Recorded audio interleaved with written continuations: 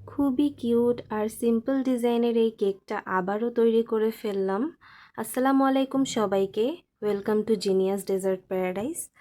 তো যে ভাইয়াটা অর্ডার করেছেন সেই ভাইয়াটা হচ্ছে আমার এই কেকের পিকচারটা দেখে অর্ডার করেছিলেন আর আমাকে বলেছিল যে সুন্দরভাবে চকলেট ফ্লেভারের মধ্যে কেকটা করে দিতে।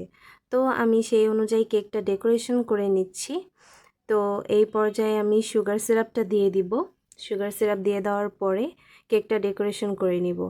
আসলে আমার কাস্টমারদের সিম্পল ডিজাইনের কেক অনেক বেশি পছন্দ। আমি জানি না কেন, আমার আশেপাশে যত কাস্টমার আছে তারা কিন্তু সিম্পল আর এলিগেন্ট টাইপের ডিজাইনই খুব বেশি পছন্দ করে থাকে। আর আমারও তাই পছন্দ, এর জন্য আমারও কাজগুলো করতে খুবই ভালো লাগে। তো ভাইয়াটা যার জন্য নিয়েছিল তাকে সারপ্রাইজ হিসেবে পাঠানোর ব্যবস্থা সে করেছিল।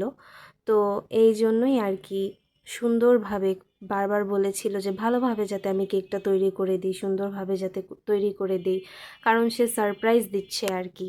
তো সারপ্রাইজের হিসাবটাই তো আলাদা, জিনিসটা তো ভালো হতেই হবে। তো আমি তার কথা চিন্তা করেই ভালোভাবে মেক করে দিচ্ছিলাম কেকটা। অ্যান্ড লাস্টলি ভাইয়াটা আমাকে রিভিউ দিয়েছে, আলহামদুলিল্লাহ তার খুবই ভালো লেগেছে কেকটা। কেকের ডিজাইনটাও তার কাছে খুবই সিম্পলের মধ্যেই খুবই ভালো লেগেছে। তো যাক, আমি এই পর্যায়ে কেক ডেকোরেশন করে নিচ্ছি। আসলে ফ্রন্টের মধ্যে ভিডিও করলে মানে ক্যামেরার সামনে এসে ভিডিও করলে অনেক কিছু ম্যানেজমেন্ট করতে হয়। আর এক পর্যায়ে তো আমার বড় বোন আমার সামনেই চলে আসছিল ভিডিওর।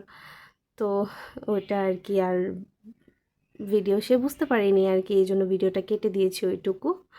তো যাক, সব কিছু করার সময় একদম এলোমেলো হয়ে যায় যখন আমি ফ্রন্টে এসে ভিডিও করি। আর এই হার্ট শেপগুলো দেখতে খুবই ইজি, কিন্তু দেওয়ার সময় একদম কোমর ব্যথা হয়ে যায়।